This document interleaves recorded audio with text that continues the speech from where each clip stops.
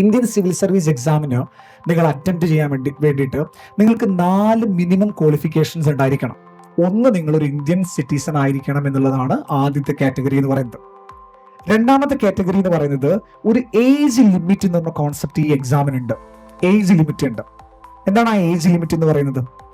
21 വയസ്സ് നിങ്ങൾക്ക് ആയിരിക്കണം.